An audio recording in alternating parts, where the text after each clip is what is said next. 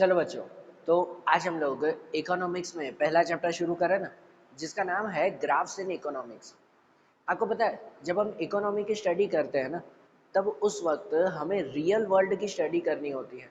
मतलब कि real world में या कहो हमारी कंट्री में क्या क्या चल रहा है, ये पूरी स्टडी इकोनॉमिक्स में आती है। कि जैसे कि भाई कंट्री की प्रेजेंट कंडीशन क्या है, कंट्री में पॉवर्टी अनएम्प्लॉयमेंट कितनी है, कंट्री कितनी प्रोग्रेस कर रही है, कितना डेवलपमेंट हो रहा है कंट्री में, है कि नहीं। ये सब चीज़ें आती है ना इकोनॉमिक्स में, कि हमारे देश में अब नया बजट कौन सा है, गवर्नमेंट कौन कौन सी नई पॉलिसीज बना रही है। ये सभी चीज़ें इकोनॉमिक्स की स्टडी में आती हैं। सही बात है ना ये।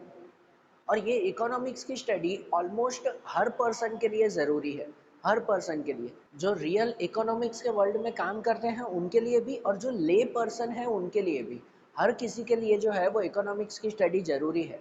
जो ले पर्सन मतलब कौन कहलाता है? ले पर्सन मतलब सिंपल कहो जो आम इंसान कहलाते हैं, ठीक है ना, कॉमन मैन, वो ले पर्सन कहलाया। भाई वो जो है वो गवर्नमेंट के साथ ज़्यादा जुड़ा हुआ नहीं है, उसे सिर्फ अपना काम करना है, अपना घर चलाना है, लेकिन फिर भी इकोनॉमिक्स की स्टडी उसके लिए भी ज़रूरी है। कि हमारी कंट्री में प्रेजेंट सिचुएशन क्या चल रही है वो उसके लिए भी तो ज़रूरी है ना।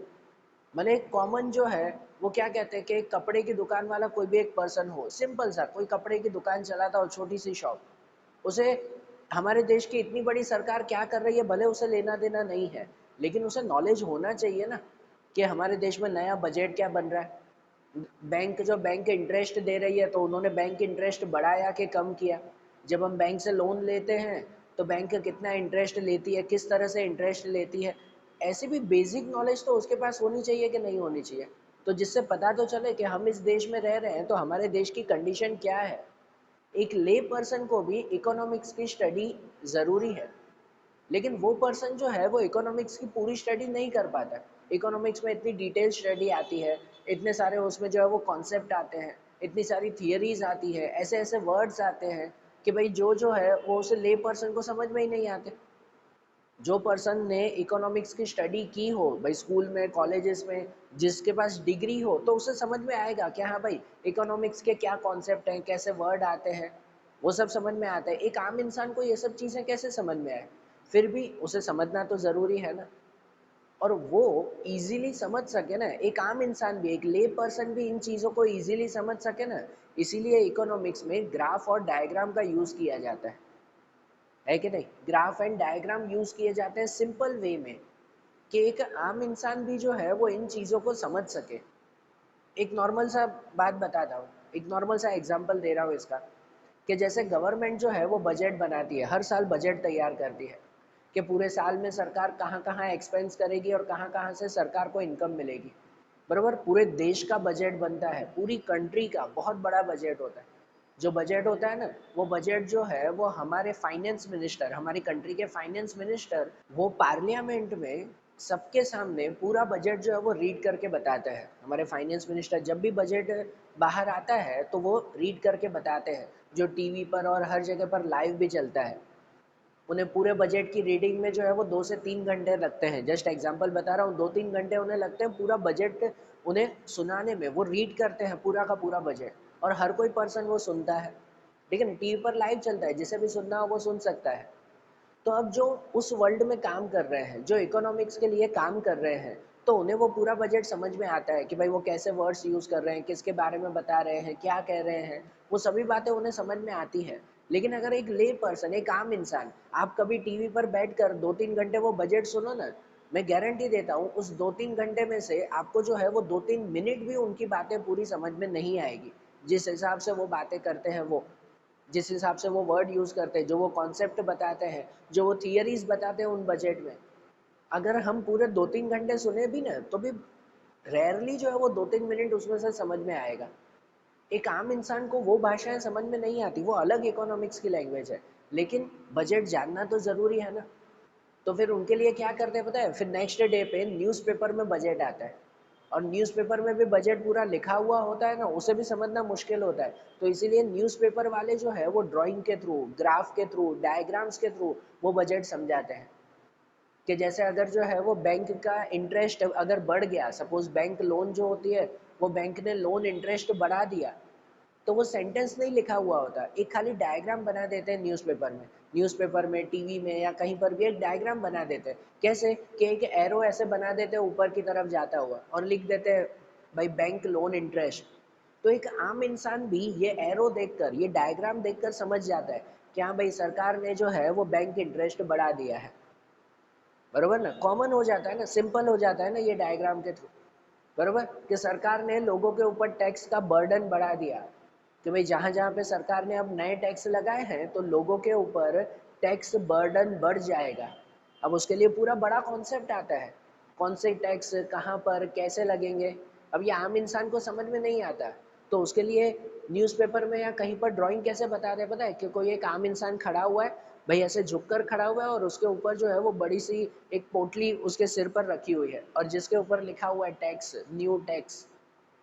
तो वो ड्राइंग देखकर, वो डायग्राम देखकर कोई भी इंसान समझ जाता है कि हाँ भाई सरकार ने टैक्स बर्डन वो बढ़ा दिया है। बराबर, सिंपल से डायग्राम में आम इंसान भी समझ सकता है ना। इसीलिए इकोनॉमिक्स में ये डायग्राम, ये ग्राफ यूज होते हैं कि एक ले पर्सन, एक कॉमन मैन भी जो है उसे आराम से समझ सके। आ रही है ना बात समझ में? तो जनरली हर एक पर्सन को इजीली ये कॉन्सेप्ट समझाने के लिए या तो डायग्राम बनाया जाता है या तो ग्राफ बनाए जाते हैं। डायग्राम एंड ग्राफ बनाए जाते हैं। पहले दोनों का मीनिंग समझे या दोनों में डिफरेंस समझे कि फ़र्क क्या है। डायग्राम मतलब कोई भी कॉन्सेप्ट समझाना हो ना तो उसे पिक्चर वाइज समझाते हैं, ड्राइंग की तरह समझाते हैं, तो वो एक डायग्राम कहलाता है। डायग्राम जनरली जो है वो कॉमन पर्सन के लिए होता है। डायग्राम समझने के लिए हमें कोई भी स्टेटिस्टिकल नॉलेज की ज़रूर होती नहीं है। ये बात ध्यान देना, ये पॉइंट ध्यान देना जो मैंने शॉर्ट में लिखे हैं। Knowledge of statistic is not required. Statistic की नॉलेज मतलब कैलकुलेशन करना पड़े हमें कि भाई जैसे अगर ग्राफ बनाना हो तो एक्स और वाई ग्राफ, भाई वो एक्सिस होते हैं, एक्स एक्सिस पे क्या, वाई एक्सिस पे क्या।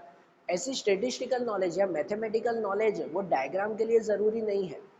जैसे मैंने वो एग्जांपल दिया था कि अगर बैंक लोन इंटरेस्ट बढ़ता है तो जो है वो खाली एक डायग्राम बना देते हैं, एक एरो ऊपर की तरफ जाता हुआ बना देते हैं और लिख देते हैं बैंक लोन इंटरेस्ट। तो वो एरो देखकर सब समझ जाते हैं कि हाँ भाई लोन इंटरेस्ट बढ़ गया। बराबर ना, इसके लिए कोई मैथमेटिकल नॉलेज की या स्टेटिस्टिकल नॉलेज की ज़्यादा ज़रूर पड़ती नहीं है। बराबर ना, डायग्राम जो है वो सिंपल होता है, सिंपल होता है कि भाई कोई भी पर्सन उसे आसानी से समझ सके। एंड डायग्राम में प्रेजेंटेशन ऑफ डिस्क्रीट डेटा, इसमें ऑलमोस्ट डिस्क्रीट डेटा जो होता है ना वो इसमें एक्सप्लेन किया जाता है। डायग्राम में डिस्क्रीट डेटा बताया जाता है कैसे भी तरह से। अब डिस्क्रीट डेटा मतलब क्या, तो वो आपको थोड़ा याद करवाऊँ, आपको 11th में आता था वो कि भाई डेटा के या इंफॉर्मेशन के तीन टाइप होते हैं, एक रॉ डेटा, एक डिस्क्रीट डेटा, एक कंटिन्यूस डेटा। बराबर, थोड़ा सा वो याद करवाऊँ आपको कि अगर हम लोग कोई भी इंफॉर्मेशन लिखते थे ना स्टेटिस्टिक में, वो एक खाली पॉइंट याद करवा रहा हूँ कि कोई भी इंफॉर्मेशन लिखते थे तो एक इंफॉर्मेशन लिखी जाती थी like raw data, raw data की तरह। रॉ डेटा मतलब कि भाई जो सिंपल नंबर आते, वो आप पता है वो मीन मीडियन मोड वो चीज़ें आप लोग ढूंढते थे, आता था ना 11th में, 10th 11th में, मीन मीडियन मोड फाइंड करना। तो एक आता था रॉ डेटा, मतलब खाली नंबर जैसे 2, 5, 8, 10, 15, खाली नंबर दिए हुए हो, ये रॉ डेटा कहलाता है। हम लोग एक्स उसे कहते थे, खाली एक्स दिया हुआ, ऑब्जर्वेशंस दिए हुए। एक इंफॉर्मेशन होती थी कि जिसमें ऑब्जर्वेशन के साथ एक्स के साथ साथ फ्रीक्वेंसी भी दी गई होती थी कि अगर ऑब्जर्वेशन भले ही हैं 2, 5, 8, 10 जो भी, उसके साथ फ्रीक्वेंसी भी है 3, 6, 8, 12। आता था ना ऐसा कि भाई जहाँ पर ऑब्जर्वेशन के साथ साथ फ्रीक्वेंसी भी दी गई होती थी, एक्स और एफ, पता है मीन मीडियन मोड उसमें ये यूज़ करते थे। ठीक है ना, जिसमें फ्रीक्वेंसी भी दी गई हो ऐसा डेटा कहलाता है डिस्क्रीट डेटा। बराबर, इस डेटा को हम लोग डिस्क्रीट डेटा कहते हैं जिसमें ऑब्जर्वेशन के साथ फ्रीक्वेंसी भी हो। और कोई ऐसा डेटा आता था कि जिसमें ना क्लास दिए गए होते थे, क्लास के जैसे 0 to 10, 10 to 20, 20 to 30, और उस क्लास के साथ फिर फ्रीक्वेंसी होती थी, फ्रीक्वेंसी में कोई भी नंबर हो जैसे। बराबर ना, एक ऐसा डेटा आता था कि जिसमें क्लास एंड फ्रीक्वेंसी दी गई हो, ये डेटा कहलाता है कंटिन्यूस डेटा।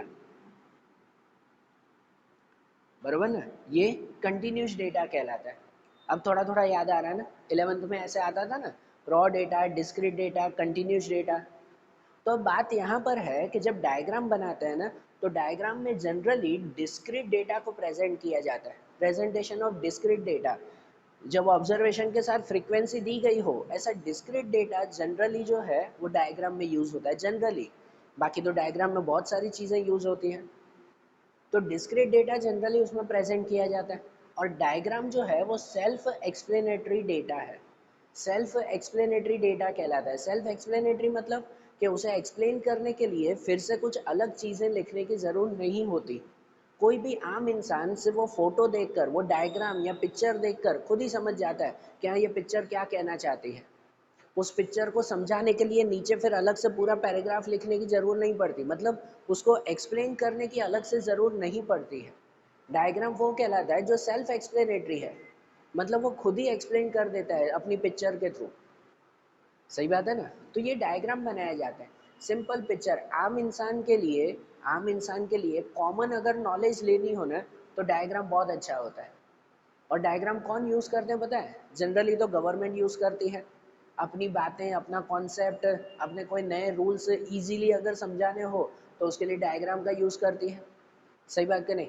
अब जैसे जैसे प्रेजेंट टाइम है, प्रेजेंट टाइम कोविड का टाइम चल रहा है, तो उस वक्त सरकार ऐसे डायग्राम यूज़ करती है कि भाई जो है वो हाथ सैनिटाइज करते रहो। तो वो सेंटेंस लिखने से अच्छा है, सेंटेंस लिखने से अच्छा एक ड्राइंग बना देते हैं कि जिसमें हाथों की ड्राइंग होती है, और उसे जो है वो क्या कह सकते हैं, उसके आसपास पानी या जो है वो सैनिटाइज़र वो रख दिया जाता है। तो ड्राइंग देखकर भी कोई भी इंसान समझ जाता है कि हाँ भाई हाथ सैनिटाइज करने। मास्क पहन के रखो, तो वो पूरा लिखना उससे अच्छा है कि एक ड्रॉ कर दिया जाता है फेस और उसके ऊपर मास्क बांध दिया जाता है। तो कोई भी इंसान देखकर समझ जाता है वो डायग्राम, क्या भाई मास्क पहन के रखना है कि नहीं। आप कोई शॉप पे जाते हो, कहीं पर बाहर खाली वो पिक्चर भी होता है, ड्राइंग भी होता है, तो भी समझ जाता है ना कि वो क्या कहना चाहता है। ठीक है ना। तो गवर्नमेंट अपना मैसेज देने के लिए, अपनी कोई बात, अपना कोई नया रूल बताने के लिए डायग्राम यूज़ करते हैं। या डायग्राम दूसरे यूज़ करते हैं एडवर्टाइजमेंट कंपनीज। जो लोग एडवर्टाइजमेंट करते हैं ना, वो डायग्राम का बहुत यूज़ करते हैं। कि जब कोई चीज़ की एडवर्टाइजमेंट करनी है, आप कहीं रोड पे जाते हो, पता है बड़े बड़े बैनर्स लगे हुए होते हैं, बोर्ड्स लगे हुए होते हैं, उसमें कितनी बार कार्टून खाली छपे हुए होते हैं, कार्टून्स होते हैं, डायग्राम्स होते हैं, और जिनके थ्रू वो अपनी एडवर्टाइजमेंट करते हैं। भाई अपने कोई भी प्रोडक्ट समझाना हो या बेचना हो, तो उसके लिए खाली वहाँ पर कार्टून बनाया जाता है कि नहीं। तो diagram generally government, advertisement companies वो यूज़ करते हैं। और इकोनॉमिक्स में डायग्राम के अलावा दूसरा इंफॉर्मेशन बताई जाती है ग्राफ के थ्रू। किसके थ्रू बताया जाता है? ग्राफ के थ्रू बताया जाता है।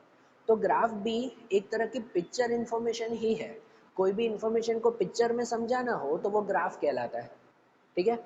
डायग्राम मतलब कहलाता है सिंपल सी ड्राइंग बनाना, और ग्राफ मतलब, कि ग्राफ मतलब पता है ना, जैसे हम लोग वो बार ग्राफ बनाते थे, कि ऐसे पर्टिकुलर ग्राफ, ऐसे बार ग्राफ आता था, या तो लाइन ग्राफ आता है, पाई ग्राफ आता है, ऐसे अलग अलग ग्राफ बनाने के लिए।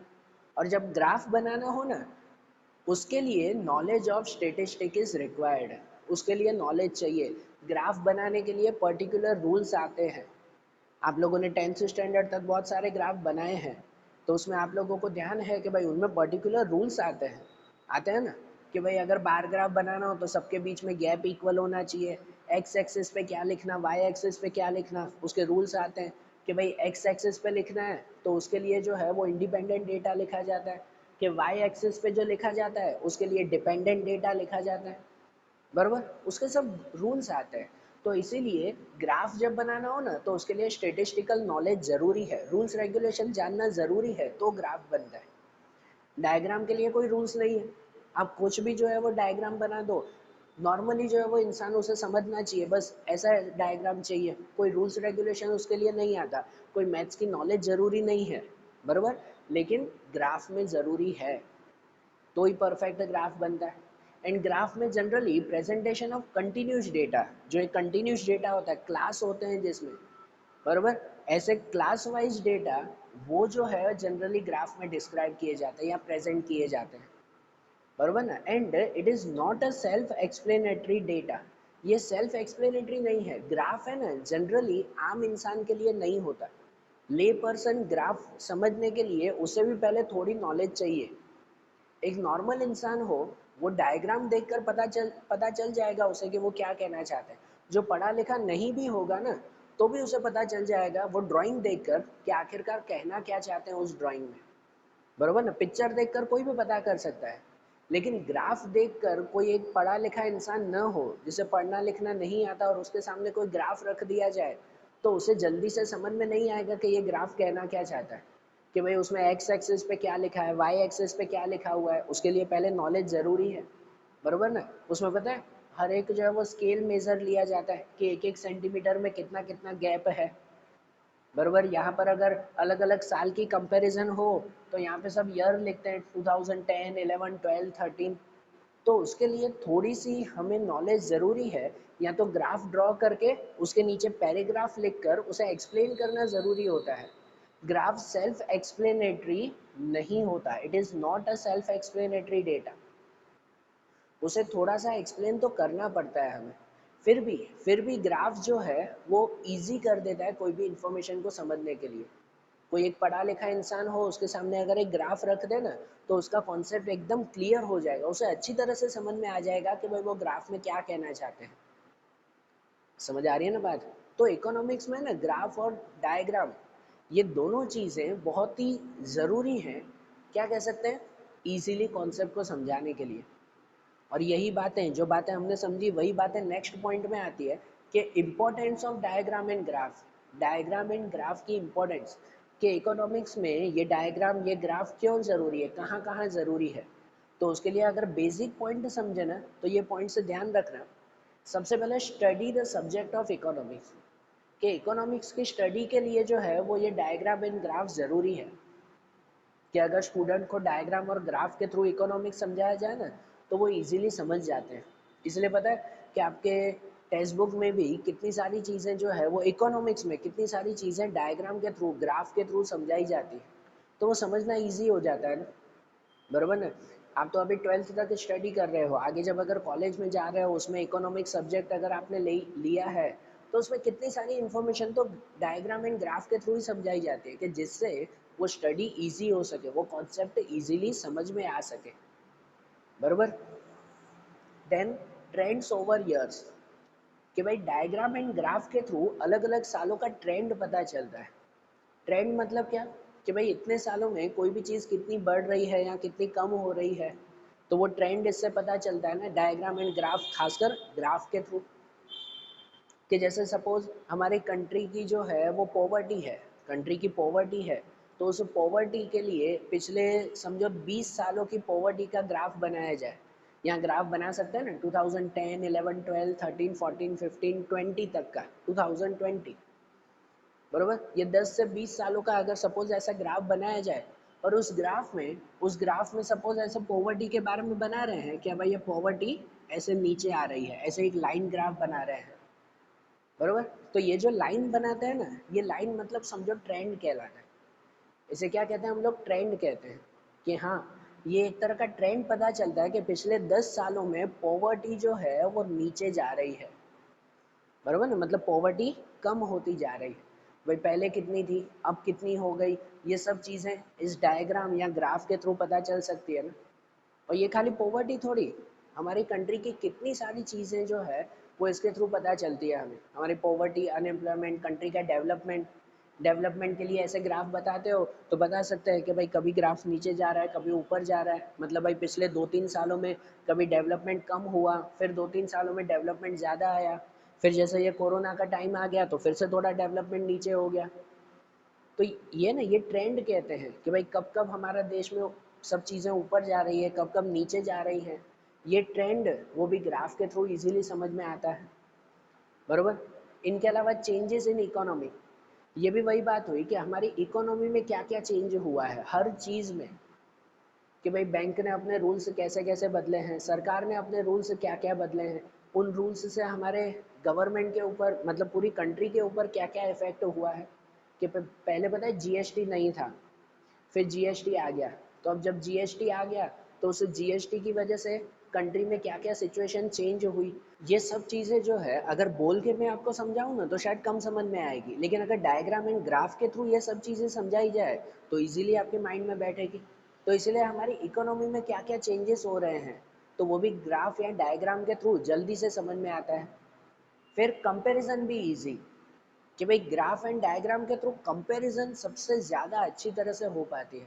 आपको पता है हम लोग एक तरह का ग्राफ बनाते थे जिसे जो है वो हम लोग ड्यूअल बार ग्राफ या हिस्टोग्राम या दूसरा बार ग्राफ की तरह मानते थे, कि जिसमें हम लोग ग्राफ ऐसे बनाते थे।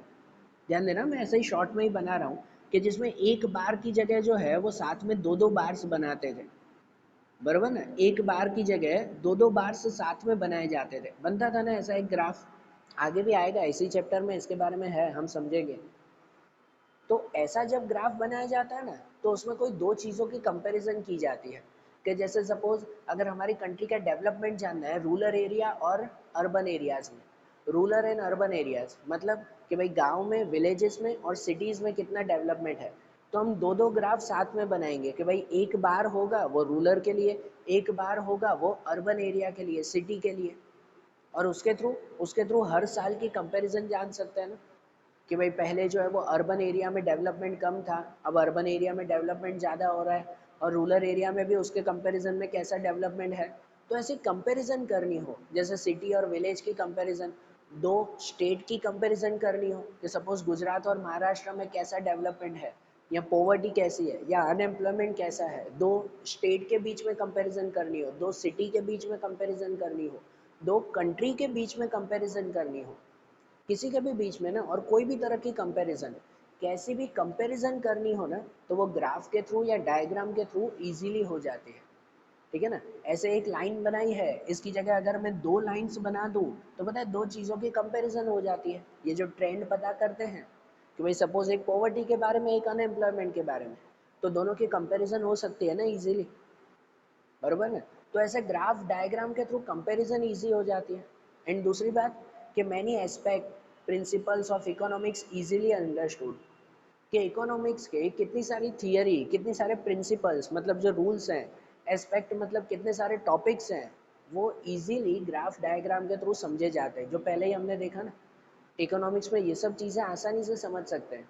आप लोगों ने 11th स्टैंडर्ड में इकोनॉमिक्स के बहुत सारे रूल्स देखे, एक कॉमन रूल जो मैं हमेशा आपको बताता हूँ और ये याद रहता है, इसीलिए आप लोगों ने प्राइस और डिमांड के बारे में लास्ट ईयर समझा था, 11th में समझा था ना, प्राइस एंड डिमांड के बारे में, कि अगर कोई भी प्रोडक्ट की प्राइस राइज होती है तो डिमांड फॉल होती है, मतलब डिमांड गिर जाती है उसकी, या तो अगर प्राइस कम होती है तो डिमांड बढ़ जाती है। ये रूल था ना, बराबर ना, इकोनॉमिक्स का रूल था ना, लास्ट ईयर 11th में आपने देखा था। ये रूल भी आप लोगों ने जब 11th में समझा था ना, तो ग्राफ के थ्रू समझा था, ड्राइंग के थ्रू, टेबल के थ्रू, ग्राफ के थ्रू ये पॉइंट समझा था आप लोगों ने, बराबर। तो आज आज तक शायद आप लोगों को ये याद है कि भाई प्राइस और डिमांड में ये रिलेशंस हैं। तो ऐसा तो ये एक रूल है। आप जब आगे इकोनॉमिक्स की स्टडी करोगे, तो इकोनॉमिक्स के ऐसे बहुत सारे प्रिंसिपल्स आते हैं, बहुत सारे रूल्स आते हैं, बहुत सारे एस्पेक्ट मतलब कि भाई थियरीज आती है, कॉन्सेप्ट आते हैं। और ये सभी कॉन्सेप्ट, ये सभी रूल्स वो डायग्राम या ग्राफ के थ्रू इजीली समझे जाते हैं, कि भाई आपके लिए इकोनॉमिक्स सब्जेक्ट को भी ईजी बनाने के लिए ये डायग्राम एंड ग्राफ का यूज़ होता है, बरोबर ना। तो हमारे चैप्टर का नाम ही है ग्राफ्स इन इकोनॉमिक्स, तो इकोनॉमिक्स में ये ग्राफ या ये डायग्राम इतने ज़रूरी है ना। समझ में आ रहा है ना बात। अब उसके बाद दूसरा एक पॉइंट आता है, जो पॉइंट का नाम है aspect to be consider while drawing a graph, कि कोई भी ग्राफ या डायग्राम ड्रॉ करना हो, then aspect to be consider मतलब कौन कौन सी बातों को ध्यान में रखना चाहिए। कोई भी डायग्राम या ग्राफ बनाने के लिए कौन कौन सी चीज़ें ध्यान में रखनी चाहिए, तो वो कुछ पॉइंट्स दिए हुए हैं। जैसे सबसे पहले choice of type of diagram और ग्राफ एंड इट्स प्रेजेंटेशन, कि सबसे पहले आप कोई भी इंफॉर्मेशन जो प्रेजेंट कर रहे हो ना, वो आपको प्रेजेंट कैसे करनी है, डायग्राम के थ्रू और ग्राफ के थ्रू। और अगर डायग्राम या ग्राफ के थ्रू अगर आप प्रेजेंट कर रहे हो, तो कौन से टाइप का आपको ग्राफ लेना है या डायग्राम लेना है, वो पहले डिसाइड होना चाहिए ना, उसकी क्लैरिटी पहले ज़रूर होनी चाहिए। जैसे कितनी सारी इन्फॉर्मेशन होती है जिसे एक से ज़्यादा वे में डिस्क्राइब कर सकते हैं। कोई अगर एक इन्फॉर्मेशन हो, जैसे बार ग्राफ के थ्रू भी बता सकते हैं, हिस्टोग्राफ के थ्रू भी बता सकते हैं, पाई ग्राफ के थ्रू भी बता सकते हैं, लाइन ग्राफ के थ्रू भी बता सकते हैं, एक ही इन्फॉर्मेशन अलग अलग तरह से बता सकते हैं। तब उस वक्त सिलेक्ट करना चाहिए कि भाई किस तरह से इन्फॉर्मेशन बताएंगे ना, तो वो ज़्यादा इफेक्टिव रहेगा, कि भाई लोगों को जल्दी समझ में आएगा। तो सबसे पहले choice of type of diagram और ग्राफ एंड इट्स प्रेजेंटेशन, सबसे पहले कौन सा ग्राफ या डायग्राम आपको पसंद करना है ना, वो पहले क्लियर होना चाहिए। ठीक है ना। जब भी ऐसा इन्फॉर्मेशन आप प्रेजेंट करो, तो किस में प्रेजेंट कर रहे हो वो पहले क्लियर होना चाहिए। उसके बाद क्लैरिटी, कि आप जो भी डायग्राम या ग्राफ बनाओ ना वो एकदम नीट एंड क्लियर होना चाहिए, इतना नीट एंड क्लियर कि भाई देखने वाले को सबसे पहले तो वो पसंद आए। अगर आप ड्राइंग बना रहे हो कि जिस ड्राइंग में जो है वो कलर बरोबर नहीं किया हुआ है, कोई भी डायग्राम अगर बना रहे हो कलर बरोबर नहीं किया हुआ है, लाइन से टेढ़ी मेढ़ी है, या मैं जैसे ऐसे रफ में बनाता हूँ, अगर मैं ऐसे ग्राफ ऐसे रफ में बनाता हूँ तो कोई बार जो है वो छोटा हो जाता है, कोई बार जो है वो बड़ा हो जाता है। ऐसा अगर मैं ये रफ ग्राफ बनाता हूँ और इसके थ्रू अगर मैं किसी को इन्फॉर्मेशन डिस्क्राइब करूँ ना तो वो समझने में मज़ा नहीं आएगा। वो तो चलो मैं बोल रहा हूँ और ऐसे बना रहा हूँ ये ठीक है, लेकिन अगर किसी के सामने मैं ऐसा ही ग्राफ प्रेजेंट करूँ तो वो मज़ा नहीं आएगा। ग्राफ कैसा होना चाहिए, एकदम नीट एंड क्लियर होना चाहिए कि भाई परफेक्ट। सबसे पहले तो ग्राफ देखकर वो अच्छा लगना चाहिए। अगर डायग्राम बना रहे हैं तो उस डायग्राम में या ड्राइंग में जो भी कलर यूज़ कर रहे हैं वो कलर अच्छी तरह से यूज़ करने चाहिए कि जिससे सबसे पहले वो अट्रैक्टिव लगे और क्लियर लगे। अगर दो से ज़्यादा इन्फॉर्मेशन बता रहे हैं तो हर इन्फॉर्मेशन के लिए अलग अलग कलर करना होता है। पता है कितनी बार ग्राफ बनाते हैं, ये बार बनाते हैं, हर बार में अलग अलग इन्फॉर्मेशन होती है तो उसके लिए अलग अलग कलर कर देते थे, है ना। हर बार में अलग अलग कलर करना या अलग अलग शेड करना। तो ऐसा नीट एंड क्लियर होना चाहिए कि जिससे जो भी समझ रहे हैं, जो उस ग्राफ को देखकर कुछ इन्फॉर्मेशन ले रहे हैं, तो उसे ग्राफ देखने में अच्छा लगे, तो वो क्लियरिटी होनी चाहिए। दूसरा स्केल्स एंड मेजर्स। पता है ग्राफ में जो स्केल्स एंड मेजर्स लेते हैं कि भाई सबसे पहले यहाँ पर जो बार में मेजर्स ली जाती है तो उसमें हर बार के बाद इक्वल गैप होना चाहिए, ठीक है ना। वो परफेक्ट मेजर होना चाहिए कि हाँ भाई दो दो लाइंस का, पता है ग्राफ ग्राफ पेपर में जब ड्रॉ किया जाता है तो उस ग्राफ पेपर में भाई दो दो लाइन का गैप ले रहे हैं। या यहाँ पर स्केल जब ली जाती है तो वो स्केल भी इक्वल होनी चाहिए कि हाँ भाई 5-5 का गैप ले रहे हैं, 10-10 का गैप ले रहे हैं, या जो भी गैप हो, तो वो स्केल्स एंड मेजर्स भी इक्वल एंड परफेक्ट होनी चाहिए। दूसरा रिप्रेजेंटेशन ऑफ एक्सेस, के ग्राफ में हमेशा दो एक्स बनाए जाते हैं ना, मतलब एक ही एक्स एक्सिस और दूसरा वाई एक्सिस। एक्स एक्सिस हमेशा इंडिपेंडेंट डेटा के लिए होता है और वाई एक्सिस उसके ऊपर डिपेंडेंट डेटा के लिए होता है। कि अगर हमें अलग अलग सालों की पॉवर्टी बतानी है, ठीक है, अलग अलग ईयर्स में पॉवर्टी कितनी थी वो अगर बतानी है तो यहाँ एक्स एक्सिस पे ईयर्स लिखे जाते हैं, 2010, 2011, 2012, ये इंडिपेंडेंट डेटा कहलाता है। और यहाँ पर पॉवर्टी लिखी जाती है कि भाई कितने परसेंटेज की पॉवर्टी थी, बराबर ना। आप यहाँ पे पॉवर्टी डिस्क्राइब करो और यहाँ पे ईयर डिस्क्राइब करो तो वो सही नहीं है, ठीक है ना, ये सही नहीं होता, वो गलत होता है। इसी वजह से सबसे पहले जब आप इंफॉर्मेशन डिस्क्राइब करते हो तो उसमें से कौन सी इंडिपेंडेंट इन्फॉर्मेशन है, कौन सी डिपेंडेंट इन्फॉर्मेशन है, वो क्लियर करना कि जिससे इंडिपेंडेंट आप एक्स एक्सिस पे लिख सको और डिपेंडेंट वो वाई एक्सिस पे लिख सको। तो रिप्रेजेंटेशन ऑफ एक्सेस वो क्लियर होने चाहिए। Then data table and sources of data, ये खास चीज़ है कि जब भी आप ग्राफ बना रहे हो ना तो वो ग्राफ आपने किसको देखकर बनाया है, किसको देखकर बनाया है, उसका सोर्स ऑफ डेटा या डेटा टेबल वो ज़रूर लिखना चाहिए। जैसे मुझे अगर पॉवर्टी का टेबल बनाना है कि भाई अलग अलग सालों में कितनी कितनी पॉवर्टी थी, 2010, 11, 12 में पॉवर्टी कितनी कितनी थी वो मुझे डिस्क्राइब करना है, तो वो डिस्क्राइब करने के लिए मैं यहाँ पर पॉवर्टी अंदाजे से लगा दूंगा कि भाई 2012 में जो है वो 20% पॉवर्टी थी या 11 में 19% हो गई, ऐसे मैं अंदाज़ा लगाऊंगा नहीं। कहीं से तो मैं इन्फॉर्मेशन लूँगा ना कि चलो गवर्नमेंट की वेबसाइट से इन्फॉर्मेशन ली या गूगल पे सर्च किया तो गूगल से मुझे इन्फॉर्मेशन मिली, कहीं से तो मिली ना मुझे इन्फॉर्मेशन। तो वो कहाँ से इन्फॉर्मेशन मिली, वो सोर्स ऑफ डेटा नीचे लिखना होता है। ग्राफ बनाने के बाद नीचे सोर्स करके हमेशा लिखना होता है कि आपने ये इन्फॉर्मेशन ली कहाँ से, तो उस पढ़ने वाले को भी पता चले कि हाँ भाई यहाँ से इन्फॉर्मेशन ली है ना, मतलब करेक्ट इन्फॉर्मेशन होगी, बराबर। या तो फिर अगर कोई टेबल देखकर आपने बनाया है तो वो डेटा टेबल यहाँ पर ड्रॉ करते हैं, बराबर ना, यहाँ पर टेबल ड्रॉ कर दिया जाता है कि हाँ भाई इस टेबल के हिसाब से मैंने ये ग्राफ बनाया है। तो वो टेबल या वो सोर्स वो ग्राफ के साथ ज़रूर बताना होता है। आप कभी भी न्यूज़पेपर में देखना, न्यूज़पेपर में या टीवी में, तो उसमें कोई भी ग्राफ बनाता है ना उसके नीचे सोर्स ज़रूर लिखा हुआ होता है। और टीवी न्यूज़पेपर में ना भी देखो ना तो आपकी इकोनॉमिक्स की टेक्स्ट बुक देखो, आपकी टेक्स्ट बुक में कोई भी ग्राफ बना हुआ होगा ना उसमें देख लेना उसके नीचे सोर्स ज़रूर लिखा हुआ होगा, या सोर्स होगा या डेटा टेबल लिखा हुआ होगा, बराबर। तो ये चीज़ें ग्राफ के साथ ज़रूर मेंशन कर दें। एंड दूसरी बात, method of calculating the data, कि आपने जो भी ये इन्फॉर्मेशन रखी है, जो भी डायग्राम या ग्राफ बनाया है, उसमें अगर कोई कैलकुलेशन की है आपने, तो वो कौन सी मेथड से कैलकुलेशन की है वो भी डिस्क्राइब करना ज़रूरी होता है। पता है कितनी बार कोई एक ही इन्फॉर्मेशन जो है वो उसकी कैलकुलेशन अलग अलग मेथड से होती है।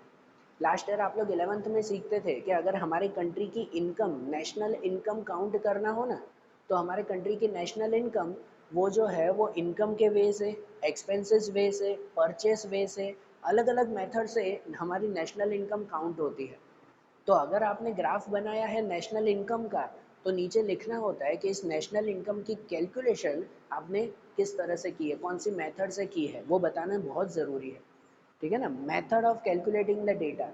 क्योंकि कितनी बार एक ही चीज़ अलग अलग मेथड से अगर कैलकुलेशन होता हो तो आप मेंशन तो करो ना कि हाँ भाई मैंने इस मेथड से कैलकुलेशन की है, आप भले अपनी मेथड से कर सकते हो उसे।